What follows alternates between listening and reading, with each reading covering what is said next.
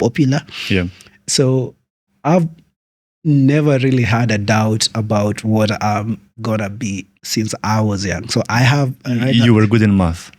No, not really. I was okay in maths. All right. Yeah, I was okay. I was above average in maths, right? But I was super into science. Like physics was a thing that I loved a lot. I didn't like biology, but I liked things that would activate your mind and all of that. So I like those kind of stuff. But going back to the question, did I always know, or how did I get here? So I always knew I was going to end up. I didn't know exactly.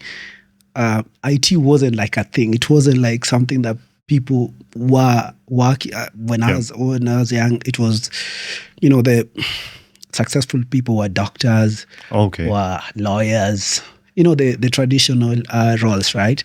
But so when I was growing up, I was super, super curious. I think my curiosity is one thing that stood out even today when I speak to my folks, to my parents. I used to find anything that is has any tech, a watch, a TV. I've actually opened up a TV, my TV, broke it down just to try and figure out what technology it's using and all of that. This is way back when I was like between the ages of 10 and 15. So I was always up to something that involved technology. But let me tell you this story. I always tell this story when I joined like a new organization and they ask me like, how did you get into IT? So in 1999, now I'm probably showing my age here. Okay. Yeah, but I was pretty young. But in 1999, there's a movie that came out, right? The movie was The Matrix. Oh yeah. Have you know of The Matrix, right? Of course. I watched it many times. That's also, I've watched that movie the most times. I can, for sure, I have watched it over 150 times. And it's like a 1 hour. You. For real. From when I was about what? I was about 10 or something there. And now I'm actually, I so watch you got really inspired by that idea and everything. Yeah, so the movie is about, we live in a computer-generated dream world, but then the reality is on the other side, right? That it's, we can't see it, right? But it got me thinking, this is super, super interesting. This is technology. I want to create computer-generated dream worlds. I want to create games. I want to, all of that. But how do I get there? So that's when I came to learn about coding. Oh, people do coding, all the metric thing and all of that, right? So I got super interested. So at this time, I'm in primary school. So primary school, just doing basic studies. So there's no computer studies at all. So lucky enough, I finished my primary school, go to high school, right? And again, just a stroke of fortune. It so happens the high school that I go to had just introduced computer studies, I think the year before. And then it so happens that I had done pretty decently, that the class that they chose me to go to was computer studies was picking the top 10 students that were getting into that class.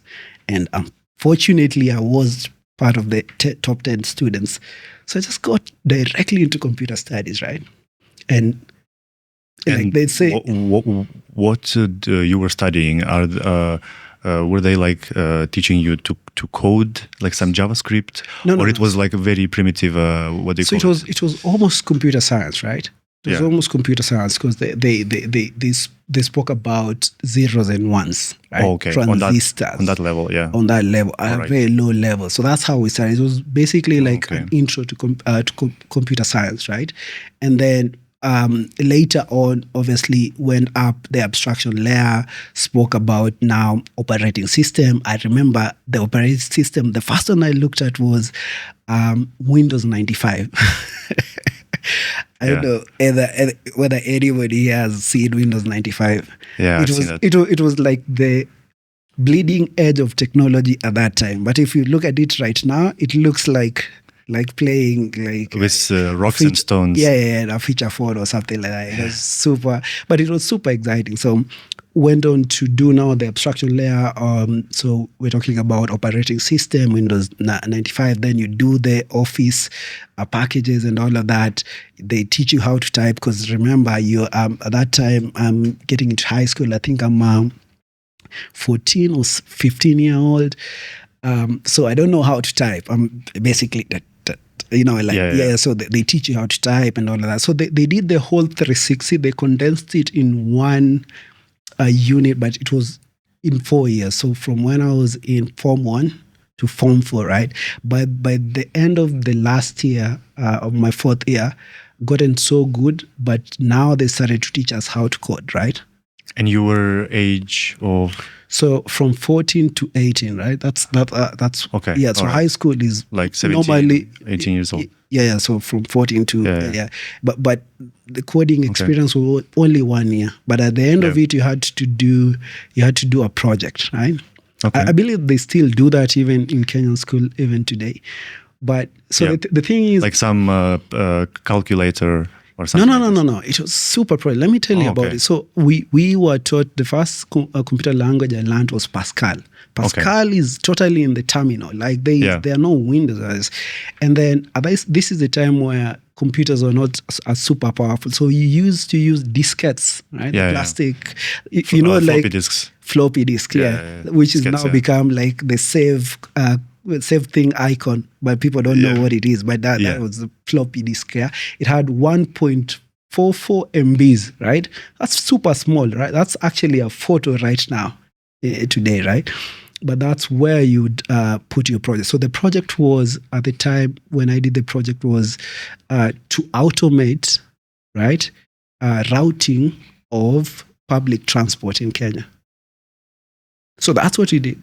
Okay. So you would have to write a whole computer software in Pascal that would be able to identify buses or vans, the capacity, and then would allow people to book those seats, right? And then make payments, right? Okay. It was super like a proper thing that you would do today. It's pretty interesting, actually. Exciting. Yeah.